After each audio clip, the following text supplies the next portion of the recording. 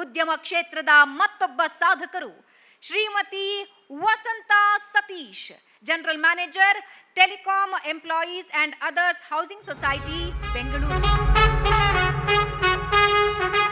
ಮಹಿಳೆ ಕೇವಲ 4 ಗೋಡೆಗಳಿಗೆ ಸೀಮಿತ ಅನ್ನುವ ಕಾಲವೊಂದಿತ್ತು. ಆದರೆ ಇವತ್ತು ಆ ಗೋಡೆಗಳನ್ನ ಮೀರಿ ಬೆಳೀತಾ ಇರುವ ಹೆಣ್ಣು ಮಕ್ಕಳು ತಮ್ಮ ಹಠ ಛಲದಿಂದ ಜಗತ್ತೇ ತಮ್ಮತ್ತ ತಿರುಗಿ ನೋಡುವಂತೆ ಮಾಡ್ತಿದ್ದಾರೆ. ಅಂತವರಲ್ಲಿ ಒಬ್ರು ಕಾರ್ಪೊರೇಟ್ ಜಗತ್ತಿನಲ್ಲಿ ಹೊಸ ಸಂಚಲನ ಮೂಡಿಸ್ತಾ ಇರುವ ಯುವ ಪ್ರತಿಭೆ ವಸಂತ ಸತೀಶ್.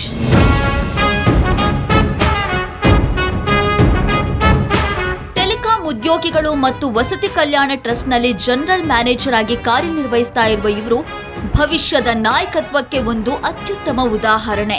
ಸಂಸ್ಥೆಯಲ್ಲಿ ತಮ್ಮ ತಂದೆ ಡಾಕ್ಟರ್ ಎಎನ್ ನರಸಿಂಹಮೂರ್ತಿ ಅವರ ಹೆಜ್ಜೆ ಗುರುತುಗಳನ್ನು ಅನುಸರಿಸುತ್ತಾ ಅವರಿಗೆ ಆಧಾರ ಸ್ತಂಭವಾಗಿ ನಿಂತಿದ್ದಾರೆ.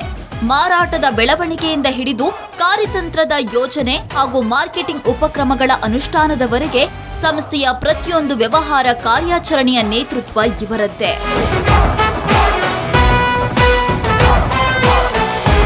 ನವೀನ ಮಾರ್ಕೆಟಿಂಗ್ ತಂತ್ರಗಳ ಮೂಲಕ ವ್ಯವಹಾರದ ಗತಿಯನ್ನೇ ಬದಲಿಸ್ತಾ ಇರುವ ರೂವಾರಿ ಇವರು.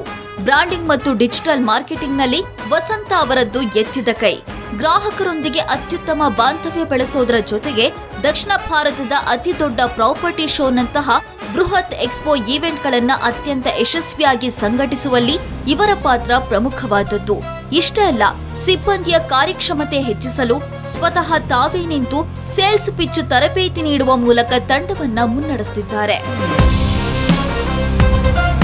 ಹೊಸ ಪ್ರತಿಭೆಗಳನ್ನ ಗುರುತಿಸಿ ನೇಮಿಸಿಕೊಳ್ಳುವುದು, ನೀತಿ ನಿಯಮಗಳನ್ನ ರೂಪಿಸುವ ಮೂಲಕ ಸಂಸ್ಥೆಯ ಸುಗಮ ಕಾರ್ಯನಿರ್ವಹಣೆಗೆ ಕಾರಣರಾಗಿದ್ದಾರೆ.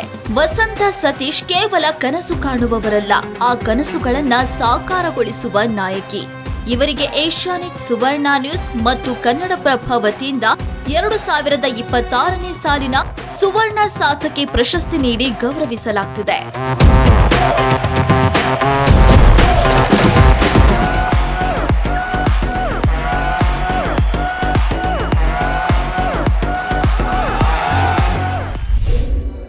ಸುವರ್ಣ ಸಾಧಕಿ 2026 ನಿಮ್ಮ ಕೈ ಸೇರಿದೆ ಮೇಡಮ್. ಮೊದಲಿಗೆ ಅಭಿನಂದನೆಗಳು ನಿಮಗೆ. ಏನು ಹೇಳಲಿಕ್ಕೆ ಇಷ್ಟಪಡ್ತೀರಿ? Thank you.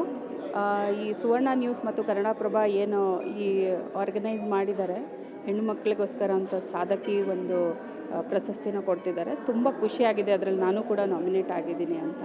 ಈಗ ಹೆಣ್ಮಕ್ಳಿಗೆ ರೆಕಗ್ನಿಷನ್ ಅನ್ನೋದೇ ತುಂಬ ಕಡಿಮೆ. ಈಗ ಮನೆ ಒಳಗಾಗಿರ್ಬೋದು, ಮನೆ ಹೊರಗಾಗಿರ್ಬೋದು.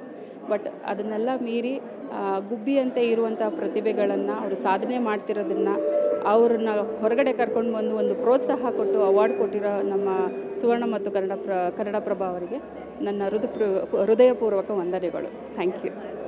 Thank you so much.